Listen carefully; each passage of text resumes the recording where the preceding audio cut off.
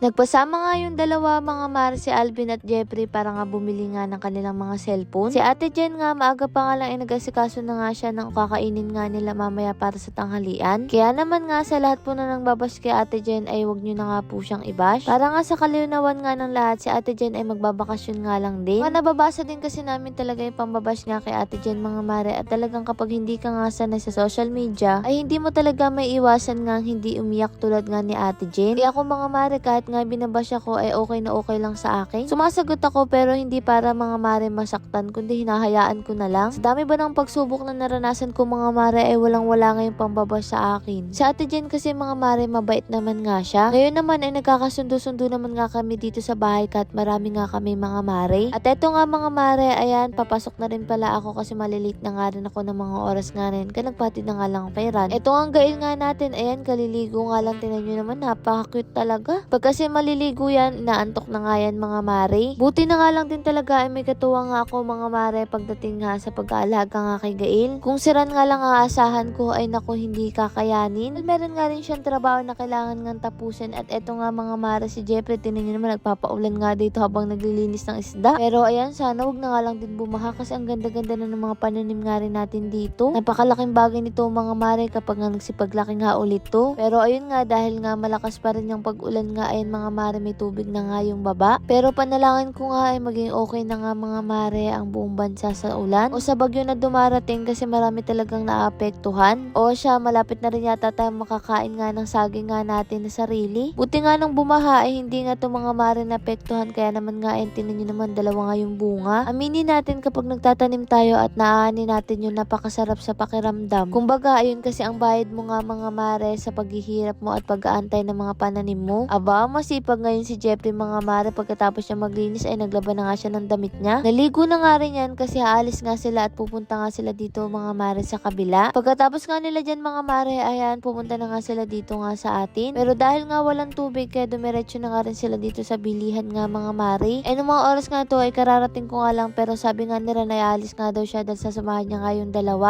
Naawa rin naman nga kami sa dalawa na to kapag nga wala silang libangan na nga sa kabila dahil wala silang mga cellphone. Kaya sabi ni Ran ay bibili na nga daw nila itong dalawa nga ng cellphone at hulugan na nga lang daw. Babawas na nga lang sa sahod nga nila mga mare, at least okay nga yun dahil nga merong makikita nga sa sahod nga nila. Dahil nandito naman nga rin sila mga mare, kaya naman ayan, kumain muna nga sila ng noodles dito sa ating Korean crave. Si Jeffrey nga daw ay hiyang-hiya nga mga mare sa bawat kilos. Hindi talaga nakakakilos nga itong si Jeffrey dahil napakamahiyain kapag wala si Kuya Alvin niya. Sakto rin, wala rin naman customer nga ng mga oras nga na to mga mare, kaya ayan, kumain muna nga sila dito. Ito nga rin ang first time na makasama nga sila Jeffrey dito at Alvin. Pero ayan nga, sa mga nilalamig dyan at kailangan nyo nga ng mainit na noodles ay dito na lang kayo sa ating Korean crib sa may Centro Mall. Pag akit nyo pala ng escalator ay dito na ngayon mga mare, makikita nyo na ang Korean crib at okay natin. Pero kung hindi ka naman nga mahilig sa noodles ay gusto mo naman ay okay, ay pwedeng pwede rin dahil meron din tayo nyan. Ito ang dalawa mga mare, hindi pa nga tapos sa mga oras nga na yan, kaya itong sila na una na nga kumain. Dahil paborito niya nga mga mare yan, at ayan nga, tamang kain nga lang. Masaya rin naman ako na nakikita ko nga kahit paano ay nakakalabas nga itong dalawa para hindi naman nga palaging sa bukid. Pero syempre kung magtatagal nga sila sa atin mga mare, ay palagi natin silang kasama sa pag-travel kapag may extra tayong budget. At eto na nga mga mare, dito na nga sila bibili nga sa may Centro Mall din. Sa ngayon kasi talaga hindi na katulad nga ng dati mga mare na kaya namin silang bilihan nga ng cellphone. Kasi nga kapag may bago nga sa atin, lahat yun ay binibilihan nga natin ng cellphone. Eh ngayon nga mga mare, ayan, tinan nyo naman nga si Jeffrey, hindi alam ko anong pipiliin. Baka itong dalawa na to, hindi na nga mag-usap yan mga mare dahil parehas na nga silang may cellphone. At niloloko nga namin, baka magkajowa na nga sila parehas. Sa amin naman, mag-cellphone ka lang mag-cellphone, basta tapos mo na yung ginagawa mo ay okay lang yun. Para hindi na nga rin sila naiinip nga sa kabila. Dahil wala rin naman dun libangan kundi cellphone lang din talaga. Kita naman nga sa mga mata nila na masaya nga sila. Lord, maraming pong salamat sa lahat ng blessing. At syempre sa inyo mga mare, paano ba yan? Bukas na lang ulit!